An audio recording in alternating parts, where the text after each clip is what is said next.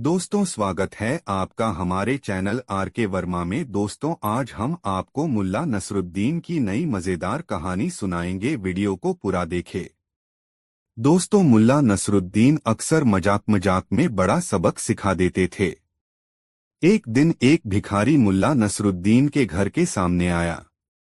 मुल्ला नसरुद्दीन आराम से पहली मंजिल पर बैठकर चाय पी रहे थे। मुल्ला जी को देखकर भिखारी बोला, अरे जनाब, जरा नीचे आइए, आपसे कुछ काम है। मुल्ला नसरुद्दीन भिखारी से बोले, क्या काम है, नीचे से ही बता दो। भिखारी ने कहा, आपको नीचे ही आना पड़ेगा। मुल्ला नसरुद्दीन नीचे चले आए और बोले, बताओ क्या काम है। भिखारी ने कहा, 2 पैसे दे दो मालिक, मैं बहुत गरीब हूँ। मुल्ला नसरुद्दीन भिखारी पर खींचते हुए बोले, ऊपर आओ। भिखारी पैसों के लालच में मुल्ला नसरुद्दीन के पीछे पीछे चल दिया। ऊपर जाकर मुल्ला नसरुद्दीन भिखारी से बोले, मेरे पास एक भी पैसा नहीं है। अब की बार खींचने के बारी भिखारी की थी। बेचारा अपना सा मुंह लेकर वहां से चला आया। कहानी से सीख, हमें दूसरों के समय की कदर करनी चाहिए, न कि सिर्फ अपने स्वार्थ के बारे में सोचना चाहिए। दोस्तों, वीडियो को एक लाइक जरूर कर दे। एक बार मुल्ला नसीरुद्दीन मक्का और मदीना की यात्रा पर निकलते हैं। तीर्थ यात्रा करते हुए जब वह मक्का पहुंचे तो उन्हें मस्जिद के बाहर एक परेशान पर्यटक घूमता दिखा। उस वक्त पर्यटक की नजर भी मुल्ला पर पड़ी। वह तुरंत मुल्ला नसरुद्दीन के पास पहुंचा और कहने लगा कि आप यही के रहने वाले लगते हैं। क्या आपको इस मस्जिद के बारे में कुछ पता है जो आप मुझे बता सकते हो? मुल्ला को उस पर्यटक की बात कुछ समझ नहीं आई। तब उसने समझाया कि वह घूमने के लिए मक्का आया है, लेकिन उसकी पर्यटक वाली किताब कहीं खो गई है। उस किताब की मदद से वह हर जगह के बारे में अच्छे से समझ लेता है और वहां की सभी जानी मानी जगह घूमता है। अब किताब न होने की वजह से मस्जिद के बारे में कुछ भी समझ नहीं आ रहा है। यह सब सुनकर मुल्ला उससे कहते हैं कि मुझे इस मस्जिद और यहाँ की सभी जगह के बारे में अच्छी तरह से पता है। मैं तुम्हें इस मस्जिद के बारे में सब कुछ बता सकता हूँ। मुल्ला बहुत जोश के साथ पर्यटक को मस्जिद और आसपास की जगह के बारे में बताना शुरू करते हैं। वह कहते हैं कि इस मस्जिद को महान सिकंदर ने अरब में जीत हासिल करने की निशानी के तौर पर बनवाया था। मुल्ला की बातें पर्यटक गौर से सुनने लगता है। तभी उसे ख्याल आता है कि महान सिकंदर यूनानी थे, न कि मुस्लिम। फिर वह मुल्ला से कहता है कि मेरी जानकारी के अनुसार सिकंदर यूनानी थे, मुस्लिम नहीं। मुल्ला हंसते हुए कहते हैं कि आप पूरी बातें नहीं जानते हैं। उस जंग में जीत से सिकंदर को बेशुमार दौलत मिलती है। इसे उसने अल्लाह की मेहरबानी समझकर इस्लाम कबूल कर लिया था। मुल्ला की बातों का जवाब देते हुए पर्यटक कहता है कि सिकंदर के दौर में दुनिया में इस्लाम का अस्तित्व ही नहीं था। मुल्ला कहते हैं कि तुम्हारी बात सही है, लेकिन जंग खत्म होने। पर्यटक कहता है कि यह हैरान करने वाली जानकारी है। फिर वह मुल्ला से पूछता है, लेकिन सिकंदर यानी अलेक्जेंडर का दौर मोहम्मद हजरत से कई सदियों पहले का था। फिर मुल्ला हंसते हुए कहते हैं कि शायद तुम किसी दूसरे सिकंदर की बात कर रहे हो। मैं तुम्हें उस सिकंदर के बारे में बता रहा था जिसे सब मोहम्मद के नाम से जानते थे। कहानी से सीख, अपनी जानकारी पर भरोसा रखना चाहिए। कई बार गलतफहमी की वजह से लोग ऐसी जानकारी दे देते हैं जो सही नहीं होती। दोस्तों, कहानी कैसी लगी कमेंट में जरूर बताएं। 3 सालों पहले एक भिखारी नंदा नगरी में भूख से तड़पने के कारण खाने के लिए कुछ मांग रहा था। तभी उसे एक व्यक्ति कुछ रोटियां दे देता है। अब भिखारी रोटी के लिए सब्जी की तलाश में पास के ही एक पंडाल में पहुंचता है। वहां भिखारी रोटी के लिए पंडाल के मालिक से थोड़ी सी सब्जी मांगता है। भिखारी को देखते ही गुस्से में पंडाल का मालिक उसे भगा देता है। दुखी भिखारी किसी तरह मालिक की नजरों से बचते हुए पंडाल की रसोई में पहुंच जाता है। वहां उसे कई तरह की लजीज सब्जियां दिखती हैं। गर्म गर्म सब्जियों से भाप निकल रही थी। भाप को देखकर भिखारी के मन में हुआ कि अगर रोटियों को इस भाप के ऊपर रख दिया जाए तो सब्जी की खुशबू उनमें मिल जाएगी। फिर रोटी में भी सब्जी का स्वाद आने लगेगा और सब्जी की जरूरत ही नहीं पड़ेगी। यह सब सोचते हुए भिखारी रोटी पर सब्जी डालने की जगह उन्हें सब्जी से निकलने वाले भाप के ऊपर रख देता है। तभी अचानक वहां पंडाल का मालिक आ जाता है और भिखारी को सब्जी चोरी करने के लिए पकड़ लेता है। भिखारी उससे कहता है कि मैंने सब्जी नहीं चुराई है, मैं सिर्फ सब्जी की खुशबू ले रहा था। मालिक भिखारी को धमकाते हुए कहता है कि अगर तुमने सिर्फ खुशबू ली है तो तुम्हें उस खुशबू की भी कीमत चुकानी होगी। डरी हुई आवाज में भिखारी उससे कहता है, मालिक मेरे पास कुछ भी नहीं है जिससे कि मैं खुशबू की कीमत चुका सकूं। तब पंडाल मालिक उसे पकड़कर मुल्ला नसरुद्दीन के दरबार ले जाता है। मुल्ला नसरुद्दीन पंडाल मालिक और भिखारी की बातों को गौर से सुनते हैं। दोनों की बातें सुनने के बाद मुल्ला कुछ देर सोचकर पंडाल मालिक से कहते हैं कि तुम्हें अपनी सब्जी की खुशबू के बदले पैसे चाहिए। पंडाल मलिका कहता है, जी हाँ। फिर मुल्ला पंडाल मालिक से कहते हैं, ठीक है, तुम्हारी सब्जी की खुशबू की कीमत मैं स्वयं दूंगा। यह सुनते ही पंडाल मालिक खुश हो जाता है। फिर मुल्ला नसरुद्दीन उसे बताते हैं, देखो मैं तुम्हारी सब्जी की खुशबू की कीमत सिक्कों की खनक से अदा करूंगा। इतना कहते ही मुल्ला अपनी जेब से कुछ सिक्के निकालते हैं और दोनों हाथों में लेकर उन्हें खनखनाने लगते हैं। फिर उन सिक्कों को दोबारा जेब में डाल लेते हैं। यह सब देखकर पंडाल मालिक हैरान हो जाता है। वह मुल्ला नसरुद्दीन से कहता है कि यह उन्होंने कैसी कीमत अदा की है। जवाब में मुल्ला कहते हैं, तुम्हारी सब्जी की खुशबू इस भिखारी ने ली थी, इसी वजह से मैंने तुम्हें सिक्कों की खनक सुनाई है। अगर इस भिखारी ने सब्जी ली होती तो तुम्हें कुछ सिक्के जरूर मिलते। मुल्ला का जवाब सुनकर पंडाल मालिक आंखें चुराते हुए वहां से चला जाता है। भिखारी भी खुशी खुशी अपने रास्ते निकल जाता है। कहानी से सीख, बुद्धि और चतुराई से हर समस्या का हल निकाला जा सकता है, जैसा इस कहानी में मुल्ला नसरुद्दीन ने पंडाल मालिक के साथ किया। दोस्तों वीडियो पसंद आया हो तो वीडियो को एक लाइक जरूर कर दे। 4 मुल्ला नसरुद्दीन और बेईमान काजी की कहानी। एक दिन मुल्ला नसरुद्दीन किसी काम से बाजार गए थे। तभी अचानक एक अनजान व्यक्ति उनके सामने आता है और उन्हें थप्पड़ मार देता है। मुल्ला को कुछ समझ नहीं आता कि उन्हें किसने और क्यों थप्पड़ मारा। थप्पड़ मारने के बाद वह अनजान व्यक्ति उनसे हाथ जोड़कर माफी मांगने लगता है। वह कहता है, मुल्ला जी मुझे माफ कर दीजिए, मैं किसी दूसरे को मारना चाहता था लेकिन गलती से आपको थप्पड़ मार दिया। मुल्ला को उस अनजान व्यक्ति की बातों पर भरोसा नहीं हुआ।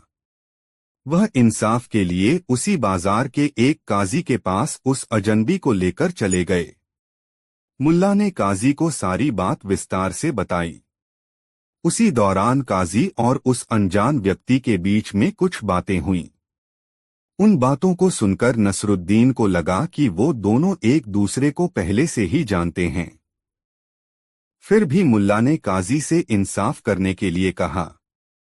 तभी काजी ने उस अजनबी व्यक्ति से पूछा, क्या मुल्ला जो कह रहा है वो सब सच है? उस अनजान व्यक्ति ने काजी को बताया कि उसने बाजार में मुल्ला को कोई अन्य व्यक्ति समझकर गलती से थप्पड़ मार दिया था। यह सुनते ही काजी ने तुरंत फैसला सुनाते हुए कहा कि तुम्हें मुल्ला को थप्पड़ मारने का जुर्माना भरना होगा।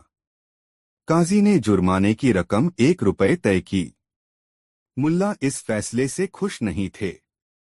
तभी काजी ने थप्पड़ मारने वाले व्यक्ति से कहा कि अगर तुम्हारे पास अभी पैसे नहीं हैं तो तुम बाहर जाकर पैसे कमा सकते हो। जब पैसे इकट्ठे हो जाएं, तब दे देना। यह सुनकर मुल्ला को यकीन हो गया कि ये दोनों मिले हुए हैं, लेकिन मुल्ला कुछ नहीं कर सकते थे। वो यह फैसला सुनकर चुपचाप वहां से चले गए। काफी समय बीतने के बाद भी वह थप्पड़ मारने वाला व्यक्ति वापस नहीं आया। अब मुल्ला के मन में हुआ कि वह वापस आने वाला नहीं है। यह सब काजी और उस आदमी की चाल थी। तभी मुल्ला ने काजी को सबक सिखाने का फैसला ले लिया। मुल्ला तुरंत काजी के पास पहुंच गए। वहां काजी को देखते ही नसरुद्दीन पूछते हैं, काजी साहब, क्या अनजान व्यक्ति को थप्पड़ मारने का जुर्माना सिर्फ 1 रुपए होना सही है? काजी झट से जवाब देते हुए कहता है कि हाँ, थप्पड़ के बदले 1 रुपए का जुर्माना काफी है। काजी का जवाब सुनते ही मुल्ला उसे जोर से 1 थप्पड़ मार देते हैं। अचानक थप्पड़ पड़ने की वजह से काजी हैरान हो जाता है। मुल्ला नसरुद्दीन कहते हैं, काजी साहब, जब भी वह थप्पड़ मारने वाला अनजान व्यक्ति लौटेगा उस पर लगाया गया 1 रुपए का जुर्माना आप ले लीजिएगा। इतना कहकर मुल्ला वहां से चले गए। कहानी से सीख, किसी के भी साथ छल करना व धोखा देना गलत है। जो जैसा करता है उसे वैसा ही अंजाम भुगतना पड़ता है।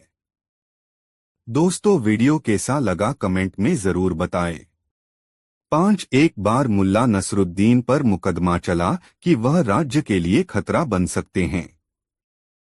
उन पर आरोप था कि वह राज्य में घूम घूम कर धर्मगुरुओं, प्रशासनिक अधिकारियों, नेताओं और दार्शनिकों के बारे में अफवाह फैला रहे हैं कि इनमें ज्ञान की कमी है और ये सभी अज्ञानी हैं। मुकदमे की कार्रवाई के लिए मुल्ला नसरुद्दीन को दरबार में बुलाया गया। जब दरबार में मुल्ला नसरुद्दीन पहुंचा तो राजा ने उनसे कहा, तुम अपनी बात दरबार में मौजूद सभी के सामने रखो। मुल्ला ने राजा से कहा, आप कुछ कागज और कलम मंगवा लीजिए। राजा ने कागज और कलम मंगवा लिए। मुल्ला ने राजा से कहा, यहाँ बैठे बुद्धिमान व्यक्तियों में से 7 को ये कागज दे दें। राजा ने वैसा ही किया। फिर मुल्ला ने उनसे एक सवाल पूछा और उत्तर कागज पर लिखने को कहा। 7 के लिए मुल्ला का सवाल था कि रोटी क्या है। थोड़ी देर में सभी ने अपना जवाब कागज पर लिख दिया।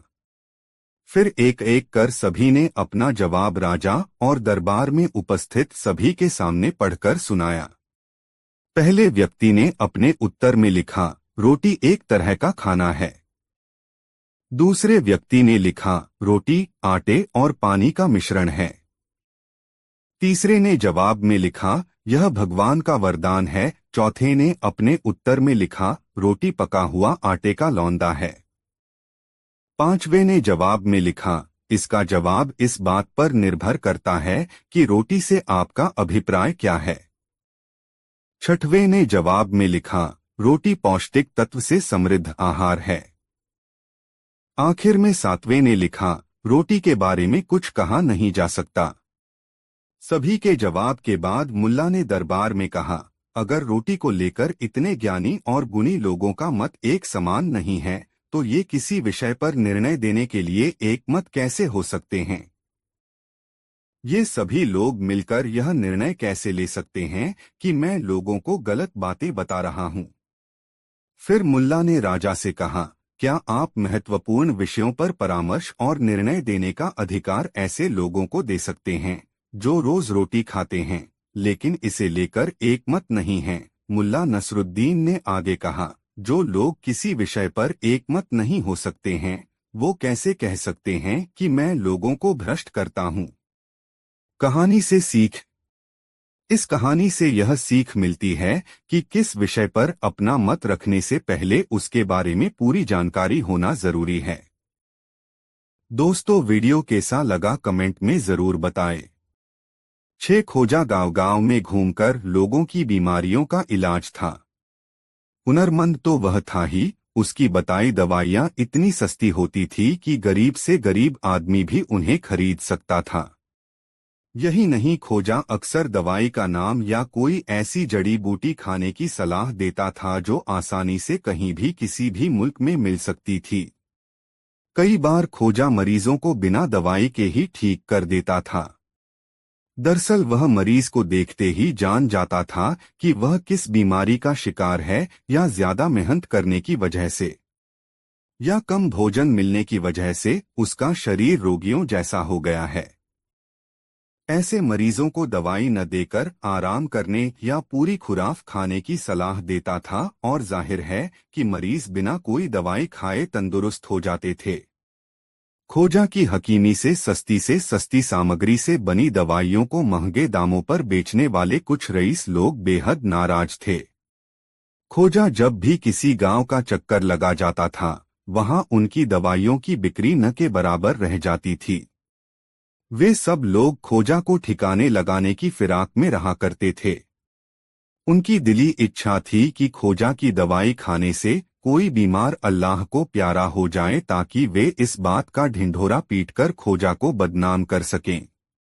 यह उनका दुर्भाग्य ही था कि ऐसी नौबत कभी नहीं आई थी। खोजा की बताई दवाई खाकर भले चंगे तो बहुत होते देखे गए, लेकिन ऐसा कभी देखने में तो दूर सुनने में भी नहीं आया कि खोजा की दवाई खाने के बाद कोई अल्लाह को प्यारा हुआ हो। अलबत्ता लोग ज्यादा दिन तक अस्वस्थ भी नहीं रहते थे। आखिर एक रईस ने खुद खोजा को बदनाम करने की योजना बनाई। वह बीमार बनकर खोजा के पास पहुंचा और बोला, खोजा, कल रात में जब मैं सो रहा था तो अचानक एक चूहा मुंह के रास्ते मेरे पेट में चला गया। इसका क्या इलाज है? खोजा ताड़ गया कि यह रईस बीमारी का इलाज जानने के लिए नहीं, उसे हैरान करने आया है। फिर भी खोजा ने उसे इलाज बताने से पहले डपट लगाई, तुम भी कैसे बेवकूफ हो सेठ जी। खैर, आपसे जो मूर्खता हो गई सो हो गई। वैसे इसका इलाज बड़ा आसान है। आप अंदर चलकर बिस्तर पर लेट जाओ। जितना संभव हो मुंह खोलकर लेटना। मैं अभी एक बिल्ली मंगवाता हूँ। वह जरूर तुम्हारे पेट के चूहे को खा जाएगी। मेरी समझ से तो आपकी बीमारी का दूसरा कोई इलाज नहीं है।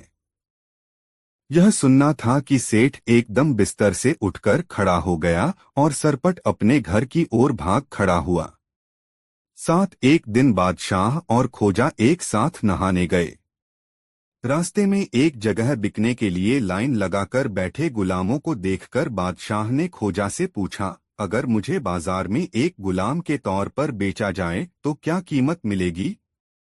खोजा ने बोला, ज्यादा से ज्यादा 10 रुपए। यह सुनकर बादशाह गुस्से से आग बबूला हो गया।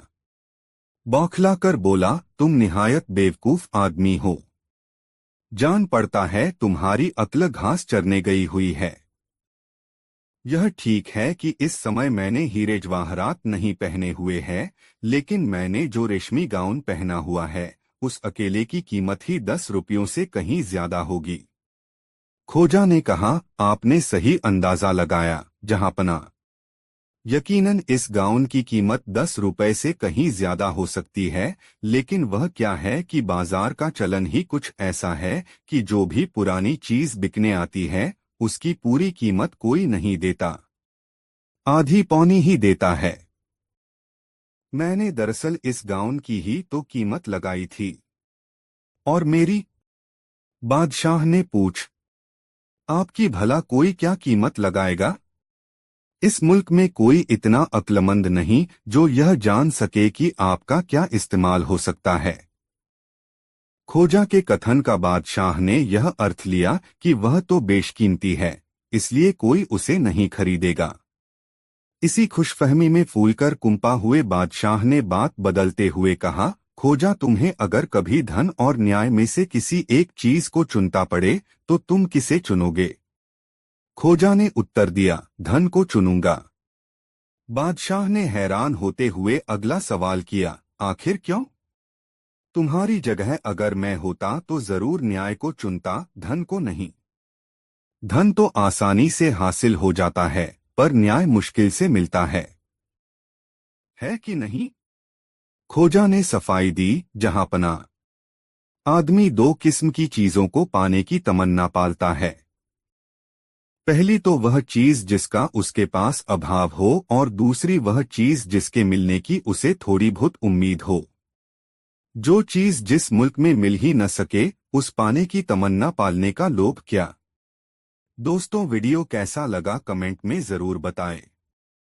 तीन ताशकंद नगर में मीर जाफर नाम का एक व्यापारी रहता था। कुछ दिनों से धंधा खराब चलने के कारण मीर जाफर गरीबी में दिन गुजार रहा था। उसकी पत्नी जमीरा भी नगर में इधर उधर चक्कर लगाया करती थी। मांगने पर उसे जो मिल जाता उससे अपना काम चलाती थी। धन खर्च किए बिना गुजारा हो जाए, इसी में दोनों भलाई समझते थे। एक दिन मीर जाफर एक मरियल सी भेड़ काफी सस्ते में खरीद लाया। मीर जाफर तो घर से चला जाता, पर जमीरा को भेड़ के कारण बड़ी परेशानी होती। भेड़ दिन भर चिल्लाती रहती। उसने अपने आसपास की सारी हरियाली को चर लिया और घर में काफी गंदगी फैला दी। मीर जाफर जब घर लौटा तो जमीरा आंखों में आंसू भर बोली, यह भेड़ तुम मेरी जान लेने के लिए खरीद कर लाए हो, या तो तुम इसे बेच दो वरना मैं अपने मायके चली जाती हूँ। यहाँ अपने खाने का पता नहीं, इसको क्या खिलाऊं। जमीरा, तुम फिक्र मत करो, मैं अभी इसका इंतजाम करता हूँ। उस दिन मीर जाफर का मन बहुत उदास था। वह अपनी अम्मी की कब्र के पास कब्रिस्तान में चला गया। वहां खूब घास उगी थी, चारों तरफ हरियाली ही हरियाली थी। मीर जाफर कुछ देर वहीं बैठा रहा। उसकी भेड़ के लिए इस कब्रिस्तान से अच्छी कोई जगह नहीं थी। वह भेड़ को लेकर कब्रिस्तान के संरक्षक हैदर के पास जाकर बोला, मैं तो अब बूढ़ा हो चला हूँ, मेरी कोई संतान भी नहीं है। जब मौत आएगी तो तुम ही मुझे दफनाने का काम करोगे हैदर, इसलिए तुम्हें अपनी यह भेड़ अभी से सौंप देता हूँ। हैदर ने खुशी खुशी भेड़ ले ली। 2 महीने बाद मीर जाफर एक बार फिर कब्रिस्तान में अपनी अम्मी की कब्र पर आया। वह लौट ही रहा था कि उसकी नजर अपनी भेड़ पर पड़ गई। वह तो उसे पहचान ही नहीं पाया। भेड़ खा खाकर खूब मोटी ताजी हो गई थी। इतनी वजनी भेड़ को दान करने से बढ़कर कोई बेवकूफी नहीं हो सकती। यह सोचकर मीर जाफर ने मन ही मन निश्चय कर लिया कि उसे किसी भी तरह अपनी भेड़ को वापस प्राप्त करना है। मीर जाफर ने एक बार फिर हैदर के घर का दरवाजा खटखटाया। दरवाजा खुलते ही उसने हैदर से कहा, भाईजान, मैं शहर छोड़कर जा रहा हूँ, तुम भी मेरे साथ चलने को जल्दी से तैयार हो जाओ। कहाँ के लिए तैयार हो जाऊं? हैदर ने हैरानी से पूछा, कहाँ क्या? मेरे साथ चलने के लिए तुमने मुझे वचन दिया था न कि मेरी मृत्यु के बाद तुम ही मुझे दफनाओगे, इसलिए तो मैंने तुम्हें भेड़ दी थी। अब मैं जहां भी रहूंगा, दफनाने के लिए तुम्हारा वहां होना आवश्यक है। मीर जाफर ने कहा, तुम्हारा जहां मन करे वहां जाकर मरो। अपनी इस मनहूस भेड़ को भी अपने साथ ले जाओ और नदी में डूबकर मर जाओ। मैं अपना घर छोड़कर कहीं भी नहीं जाऊंगा, समझे अक्ल के दुश्मन। इतना कहकर हैदर ने भड़ाक से घर का दरवाजा अंदर से बंद कर दिया। मीर जाफर भेड़ को लेकर खुशी खुशी घर लौटा। अपनी अक्ल के बूते पर उसने भेड़ वापस पाली थी।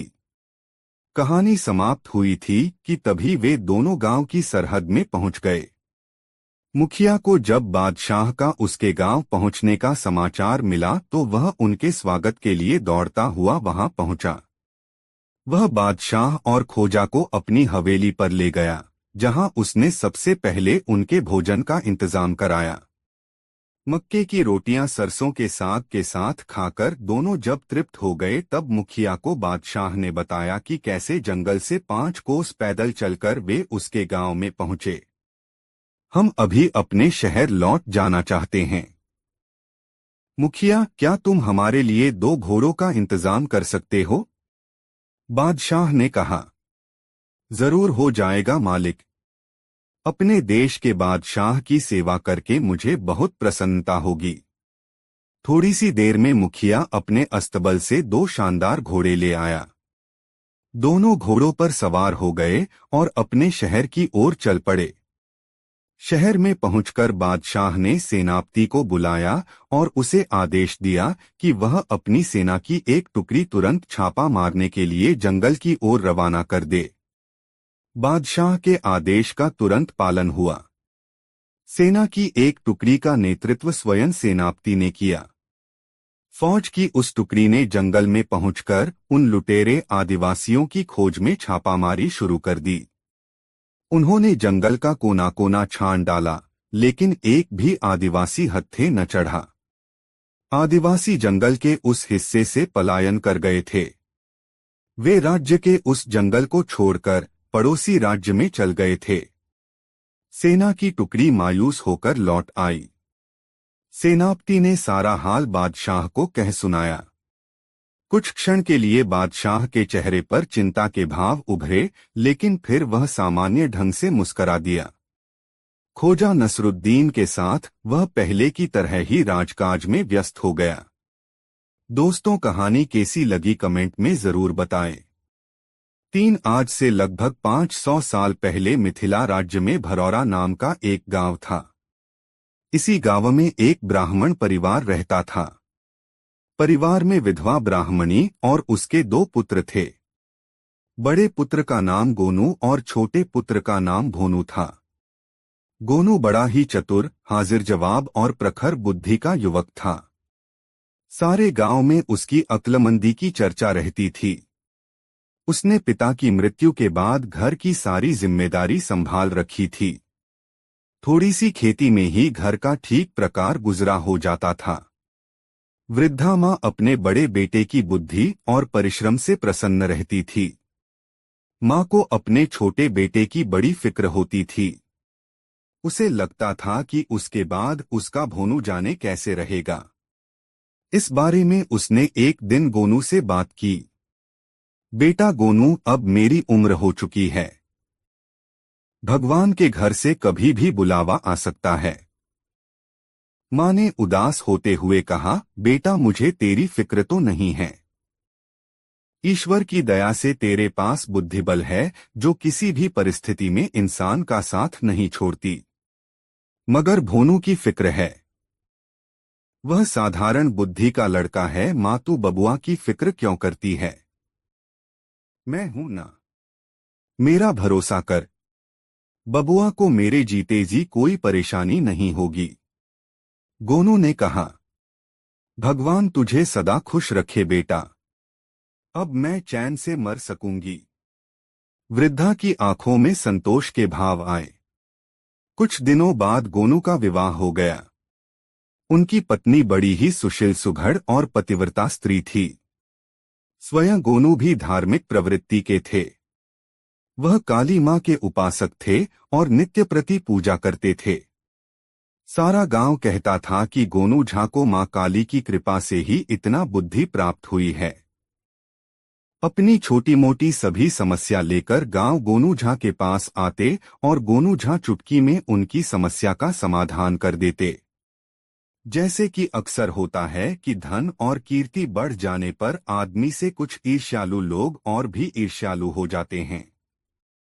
ऐसे ही गोनू झा के साथ भी हुआ। गांव के कुछ लोग उनसे भी द्वेष रखने लगे।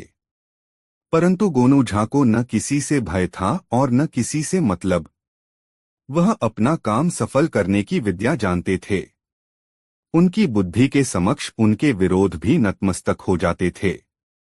आवश्यकता पड़ने पर गोनू झा अपने बुद्धिबल से विरोधियों से भी अपना कार्य सहज में करा लेते थे।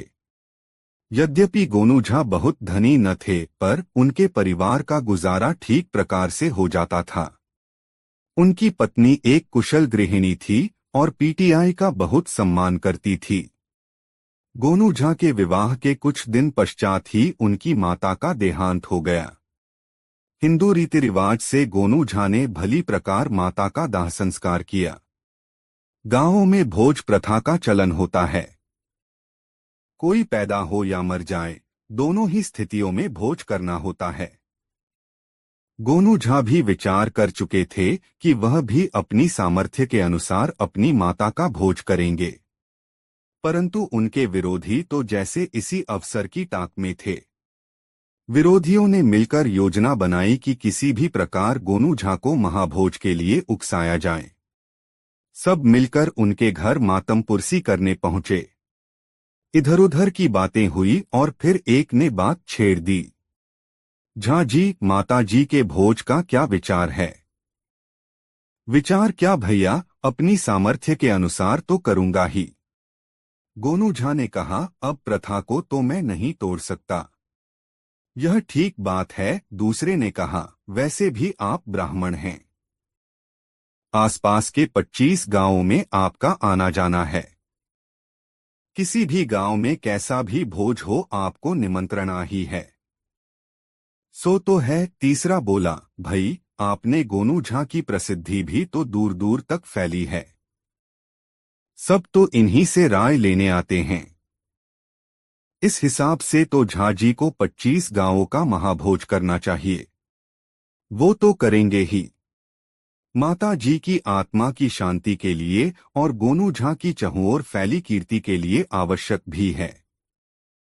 सबका मुंह मीठा होना चाहिए। अरे माँ काली का दिया सब कुछ तो है इनके पास। माता जी स्वर्ग में बैठी आशीर्वाद देंगी और फूली न समाएंगी। गोनू झा खामोशी से उनकी बातें सुन रहे थे। वह समझ भी रहे थे कि वह लोग क्या षड्यंत्र रच रहे थे, पर फिलहाल उन्होंने खामोश रहना ही ठीक समझा। आवश्यक था कि पहले शत्रुपक्ष की सारी चालें चल जाएं। उनकी तो एक ही चाल उन पर भड़ी पड़ सकने में सक्षम थी। भाई गोनू झा तो कुछ बोल ही नहीं रहे। अब सब कुछ तो आपने बोल ही दिया है। गोनू झा ने कहा, चार पंचों की बात टालना भी तो उचित नहीं है। इसका मतलब महाभोज होगा।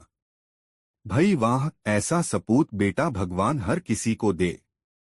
चलो भाई, गांव वालों को खुशखबरी सुनाते हैं कि अपने गोनू झा अपनी माता की आत्मा की शांति के लिए 25 गांवों का मीठा भोज कर रहे हैं।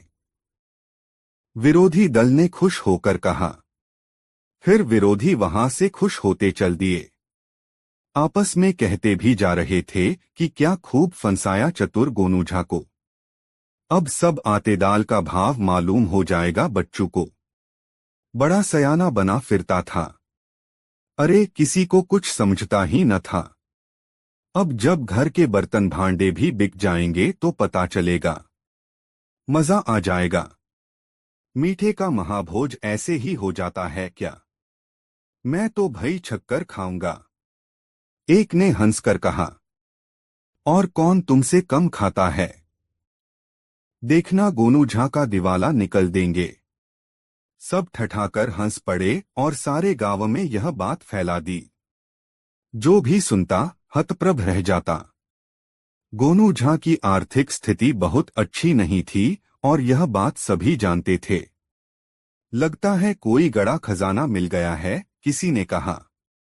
हो सकता है, वैसे मां बाप के पास भी तो कुछ होगा। जितने मुंह उतनी बातें। पर मीठे के भोज की खुशी सबको थी। 10-20 साल में कभी एक बार ऐसी दावत मिलती थी। उधर गोनू झा अपनी पत्नी के पास पहुंचे तो उनके चेहरे पर अजीब सी मुस्कुराहट थी, जबकि पत्नी के पर हवाइयां उड़ रही थी। यह क्या कर आए आप? 25 गांवों के मीठे भोज की हामी भर ली। आसान काम समझ लिया क्या? घर की स्थिति से अनजान हो क्या? आरी भाग्यवान हामी मैंने नहीं भरी। गोनू झा मुस्कराए, यह तो उन लोगों की अपनी योजना है। तो आपको विरोध करना चाहिए कि जैसे गीत वैसी ताल। उन लोगों ने जो सोचा है वैसा ही होगा, पर कैसे होगा यह तो मैं करूंगा न। लगता है आपने कुछ सोच लिया है। पत्नी मुस्कराई। अब जब दुश्मन वार करे तो चुप नहीं बैठा जाता। तुम देखना कि कैसे मैं उन लोगों की मनमर्जी करता हूं। पत्नी के माथे से चिंता की लकीरें हट गईं।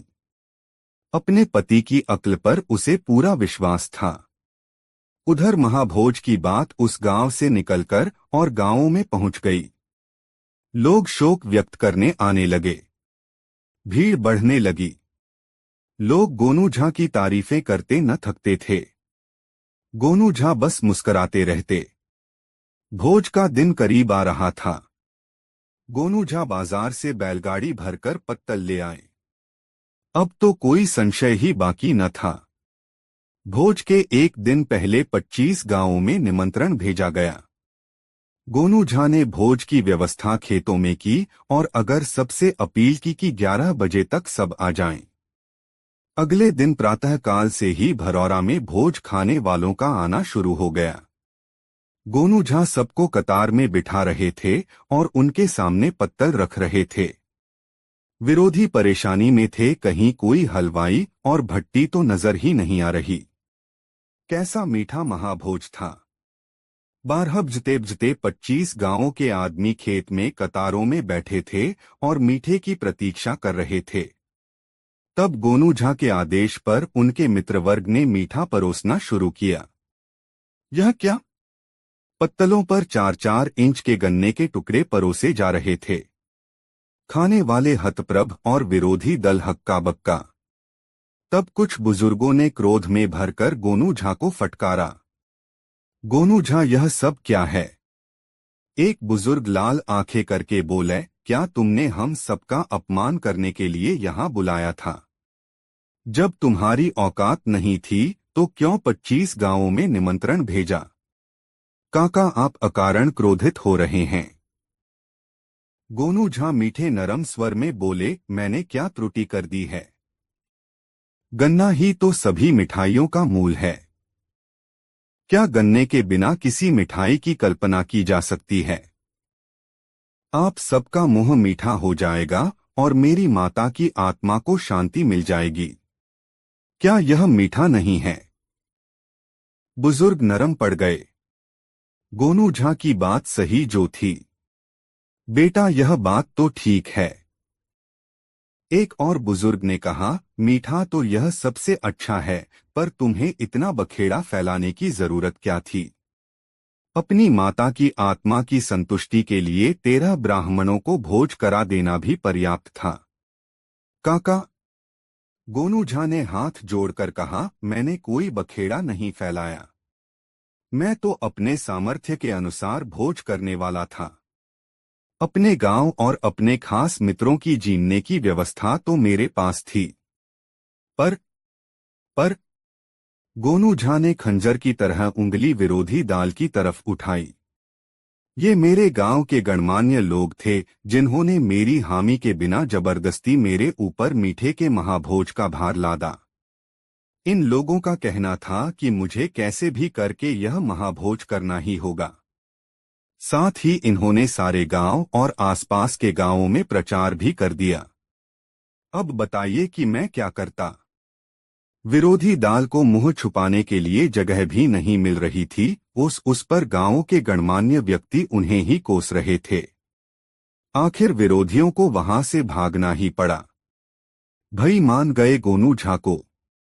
25 गांवों का मुंह भी मीठा करा दिया और दावत का खर्च भी बचा लिया। और उन लोगों को भरी समाज में शर्मिंदा भी कर दिया जो किसी कारण उनका दिवाला निकालने की सोच रहे थे। सब गोनू झा की तारीफ करते अपने अपने घर पहुंचे और उनकी पत्नी तो अपने पीटीआई के कारनामे पर फूली न समा रही थी।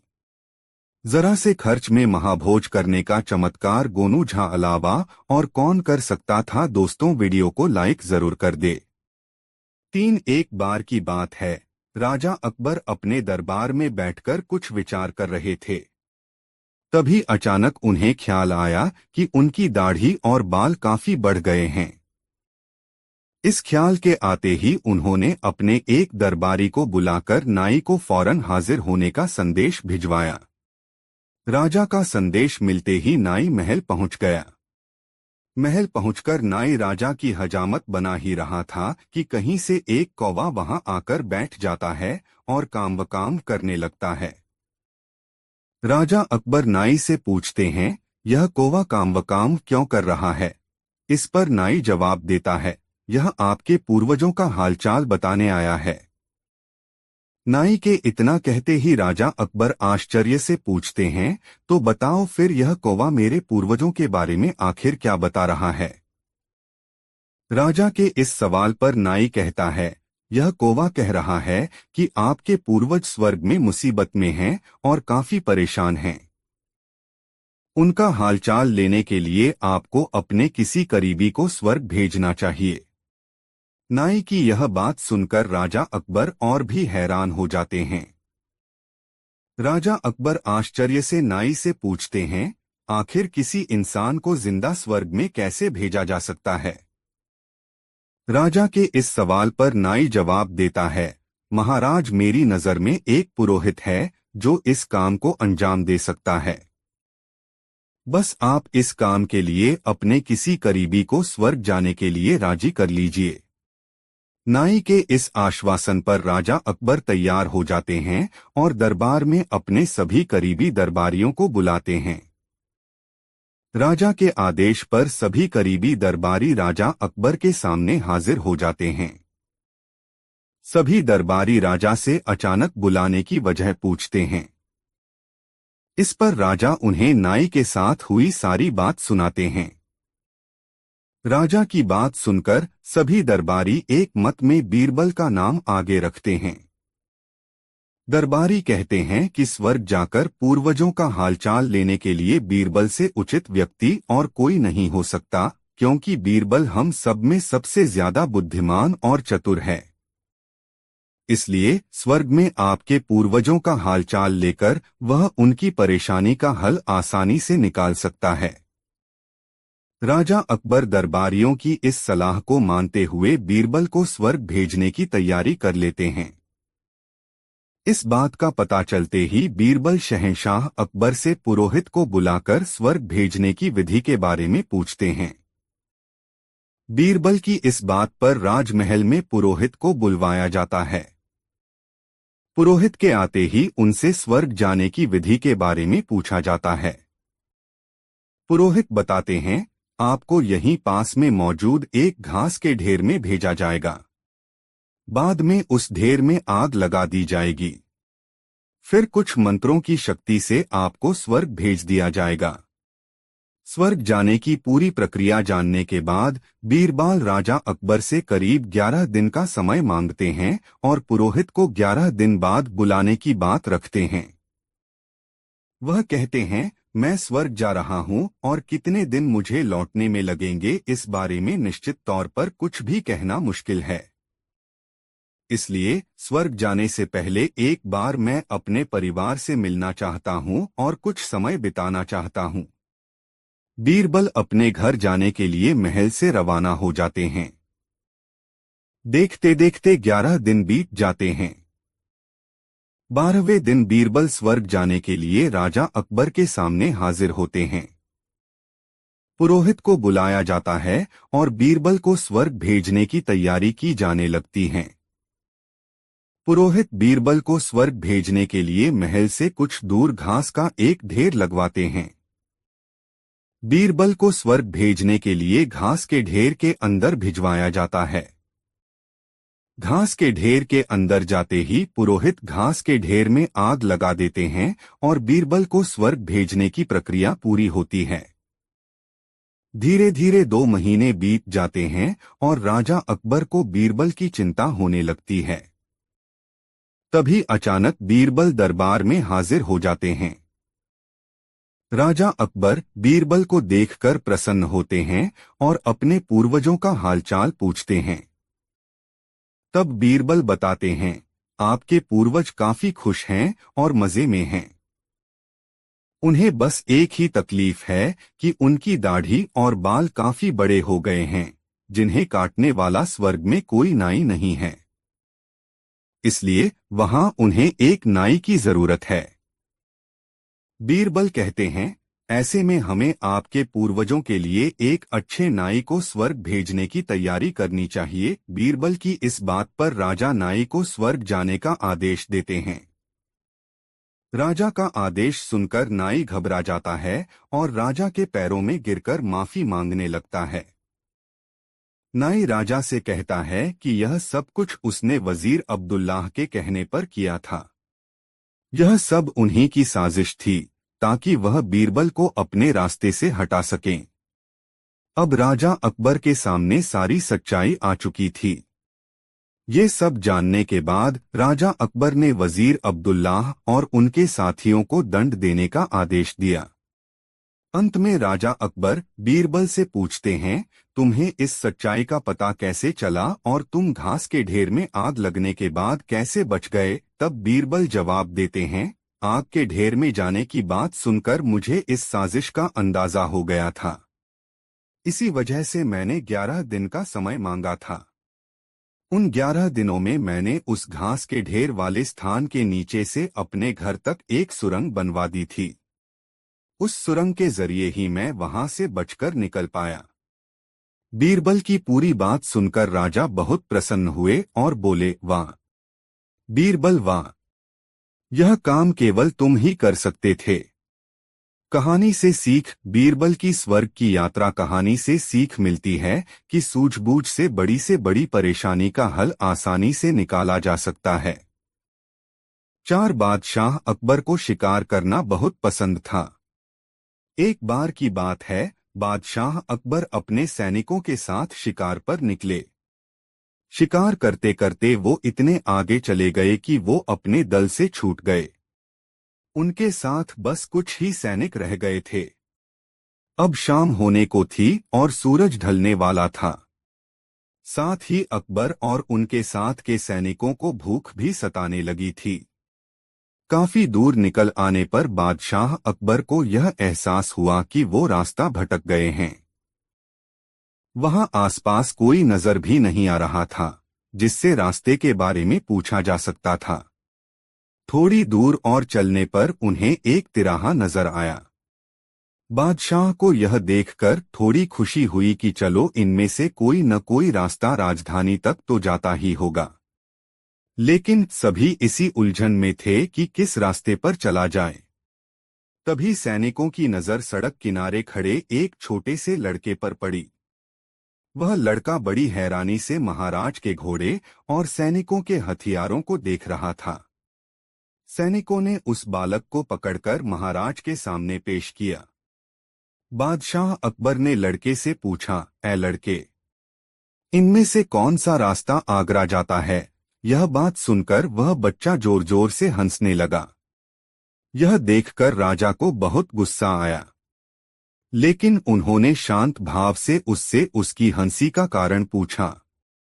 लड़के ने जवाब दिया, यह रास्ता चल नहीं सकता है तो यह आगरा कैसे जाएगा? आगरा पहुंचने के लिए तो आपको खुद चलना पड़ेगा। महाराज उस लड़के की सूझबूझ को देखकर चकित रह गए। उन्होंने प्रसन्न होकर उस बच्चे का नाम पूछा।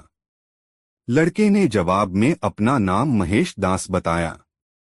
महाराज ने उसे इनाम में सोने की अंगूठी दी और दरबार में आने का न्योता दिया।